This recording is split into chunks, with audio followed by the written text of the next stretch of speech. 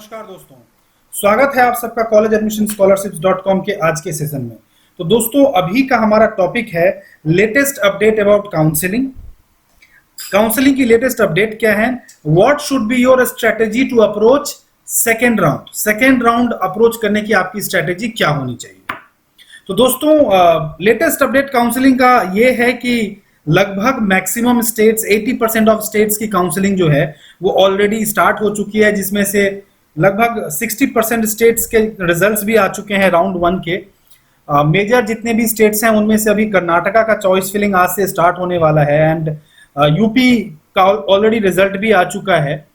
Haryana and Uttarakhand जो है वो अभी अवेटेड है। नॉर्थ में इन दोनों स्टेट्स का काफी ज्यादा वेट होता है, तो Uttarakhand and Haryana are awaited till now, but maximum states जो हैं वो क्लोज हो गए हैं, मतलब उनका रिजल्ट आ चुका है। जैसे राजस्थान का आ चुका है एंड मध्य प्रदेश का भी अभी आ जाएगा। कहने का मतलब ये है कि मैक्सिमम जो है राउंड वन का प्रोसेस लगभग हम ये मान सकते हैं कि राउंड वन अब एंड की कगार पे है। कर्नाटका का रिजल्ट जैसे ही आएगा तो राउंड वन जो है वो एक हिसाब से एंड हो जाएगा। एंड अब जिन स्टूडेंट्स को सीट नहीं मिल पाया है, जिन्होंने राउंड वन में कई सारे स्टेट्स को छोड़ दिया, जैसे यूपी अगर कई सारे स्टूडेंट्स ने छोड़ दिया, मिस कर दिया और उनकी रैंक 50-60 हजार थी और उन्होंने उनका फॉर्म नहीं फिल किया, अब उनको आगे क्या करना चाहिए? ऑल इंडिया राउंड टू की काउंसलिंग में क्या अप्रोच रहना चाहिए और उसके बाद स्टेट की काउंसलिंग में क्या अप्रोच रहनी चाहिए? तो बहुत सिंपल सी बात है, आपको सेकेंड राउंड में बहुत प्रिसाइज होकर चलना पड़ेगा। The only reason is second round में हर जगह बहुत strict rules and regulations follow होते हैं, बिकॉज सेकेंड राउंड के बाद सीधा मॉपअप राउंड आता है एंड मॉपअप राउंड तक जो है वो कोई भी स्टेट जो है वो चाहता नहीं है कि उसकी सीट वेकेंट जाए। तो हर स्टेट के जो नॉर्म्स हैं वो सेकेंड राउंड के बहुत ही स्ट्रिक्ट हैं। तो आप सेकेंड राउंड की काउंसलिंग चाहे आप ऑल इंडिया की करो चाहे आप स्टेट की करो, बहुत सोच समझ के आपको करनी है। ऑल इंडिया में आपको जो भी कॉलेज अलॉट होगा, अगर आप उसे छोड़ोगे तो आपकी सिक्योरिटी फीस फोरफीट हो जाएगी एंड अगर आप उसे लेते हो तो आप काउंसलिंग से बाहर हो जाओगे। ये दोनों ही पॉइंट इंपॉर्टेंट है, बिकॉज सिक्योरिटी फीस फोरफीट होती है तो आपके पैसे का लॉस है, और अगर आप उसे लेते हो तो आप आगे काउंसलिंग से बाहर हैं। तो वो आप सोच समझ के ही डिसीजन लेना। द रीजन इज कि आपको ये एनालाइज करना होगा कि आपको इससे बेटर सीट मॉपअप में मिलेगा या नहीं मिलेगा, और अगर मॉपअप में मिलता है तो क्या क्या बैकअप आपको लेके चलना चाहिए। द थिंग इज कि लास्ट ईयर जो मॉपअप में हुआ कोई जरूरी नहीं है कि इस साल भी मॉपअप में वैसा हो। मॉपअप में आपके अकॉर्डिंग मॉपअप नहीं चलेगा, मॉपअप के अकॉर्डिंग आपको चलना पड़ेगा। तो ये एक बहुत ही इंपॉर्टेंट चीज है जो आपको सोच समझ के चलनी चाहिए, बिकॉज मेरे पास बहुत सारे कॉल्स आते हैं कि sir shall I go to mop up round, mop up round मुझे ट्राई करना चाहिए कि नहीं, एंड मैं तो मॉपअप में उठाऊंगा। द ओनली रीजन इज कि उन्होंने मॉपअप में देखा है कि कुछ अच्छे कॉलेजेस में जो है सीट मिल गया है उनकी रैंक पे, एंड दे आर थिंकिंग कि they will get some good colleges in mop up round. But you must not think like this, you should try to get settle in second round only, because if you are going to mop up it means you are taking a risk with you.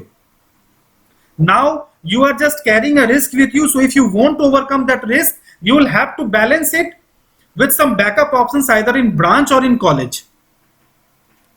So there you will not have options, like it is not necessary that last year if some seats were available in some particular college, so this year also in those colleges seats will be available. So you will have to think about it कि in second round when you are doing choice filling you will have to be precise that yes I want to go in this college and if seats are allotted I will think about it.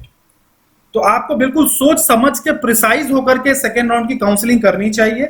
Second round के बाद mop up round is always a risky option, and अगर आपका rank safe है,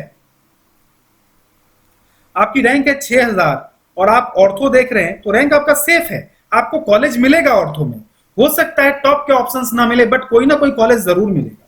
सो अगर इतना safe हैं फिर कोई प्रॉब्लम नहीं है, बट बॉर्डर लाइन के अगर आपके रैंक्स हैं तो बहुत ही एनालाइज करके आप मॉपअप राउंड में जाइए।